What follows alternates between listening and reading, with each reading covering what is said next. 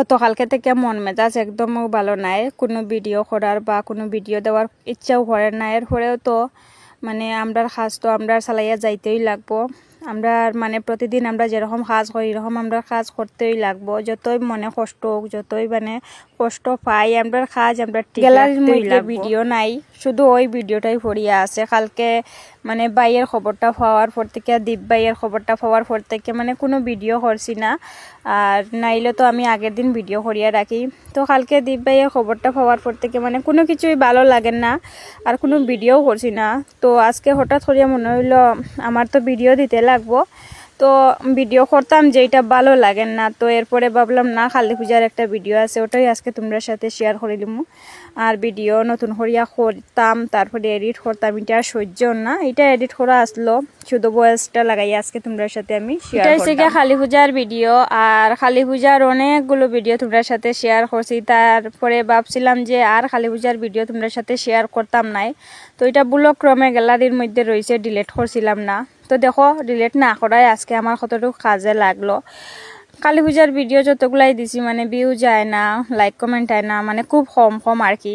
তো আমার মানে ভালো লাগে না, খুশায় না আর কি, এত কষ্ট করিয়া ভিডিও আপলোড দিয়া মানে লাইক কমেন্ট ভিউজ না এলে তো ভালো লাগে না। তাই ভাবছিলাম আর এটা তোমরা সাথে শেয়ার করতাম না, অনেকগুলা কালী পূজার ভিডিও শেয়ার করছি, এটা নাইলে ডিলিট করে দিব।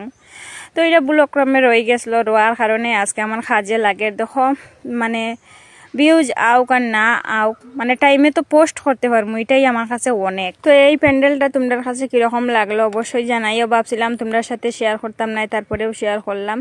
তো অবশ্যই জানাইও প্যান্ডেলটা কিরকম লাগলো। তো এই প্যান্ডেলের মধ্যে পূজা টুজা দেখিয়া তারপরে আমরা বাইরেই পড়ছি। আর বাইরেইয়া মানে একটা রেস্টুরেন্টে গেলাম, খুব পেটে কোথাও লাগছিল। আর পূজা মানেই তো খাওয়া দাওয়া না করলে তো আর হয় না। তাই আমরা এখান থেকে বাইরেইয়া প্ল্যান করছি যে রেস্টুরেন্টে গিয়া কিছু খাইমু, তারপরে আরও কয়েকটা আছে এটি দেখমু। তো ফাইনালি কিন্তু আমরা এখান থেকে মানে বাইরেই পড়ছি, বাইরেইয়া দেখো রেস্টুরেন্টে আইলাম, আইয়া তারপরে বাবাইরে এখানে বইলাম, তারপরে আমিও বইলাম। আর রেস্টুরেন্টে গিয়া মানে কিতা খাইতাম ওটাও চিন্তা করি পাই না, মানে কোনো কিছুই ভালো লাগে না আমার।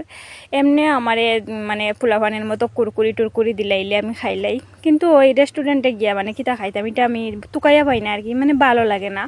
মানে বাইরের খাওয়ার আর কি আমার কিতা লাগি জানি না, ভালো লাগে না, ইচ্ছা করে না আর কি। তিনজনের মধ্যে লাগছে আর কি, একজনে আরেকজন রে খোয়া হয় কিতা খাইতায়, একজনে আরেকজন রে কয় কিতা খাইতায়, মানে এরকম একটা ঠেলাঠেলি লাগছে। তো ঠেলাঠেলি করতে করতে তারপরে বর্মশাই কইতে দম বিরিয়ানি খাইলাই। তারপরে মানে আমিও কইলাম যে তোমরা যেটা ইচ্ছা এটাও লও, তোমরা যেটা খাইবাই আমি ওইটা খাইমু। তো তারপরে দম বিরিয়ানি লওয়া হয়েছে, এই যে দেখো। তো দম বিরিয়ানি খাইছি আমরা তিনজনেই মিলিয়া, বাবাইয়া তো কিছুই খায় না, শুধু এক টুকরা মানে ডিম দিছিলাম, ওটাও ফালাই দিছে। তো যাই হোক আমরা তিনজনে মিলিয়া খাওয়া দাওয়া করিয়া তারপরে গেলাম গিয়া আর একটা প্যান্ডেলে।